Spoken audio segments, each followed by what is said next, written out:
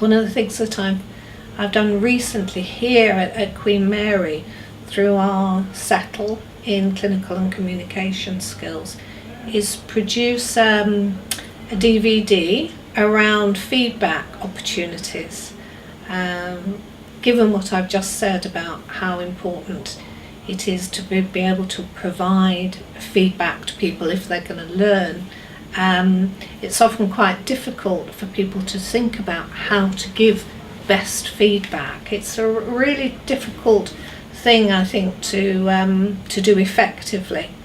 So what we did was it's began with some research into real life examples of teaching where people have been faced with teaching episodes where something's happened and they've needed to give feedback and they've struggled with it. So a lot of it is around clinical teaching, so teaching about clinical encounters.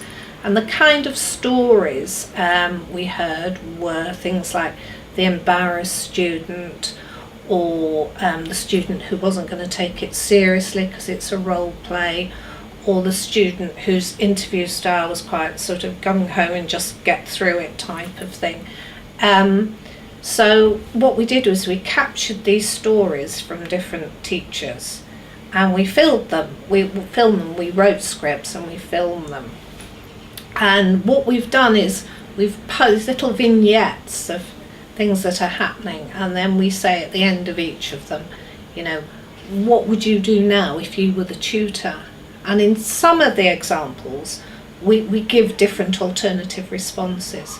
So here's the teacher being quite general in terms of the feedback they're given and not particularly directive, and here's another tutor who's really obviously quite irritated by what's going on. So then we say, on what type, how do you think this would work if you were that tutor and you gave that kind of response? So different types of, I suppose, responses, different types of situations, different types of responses.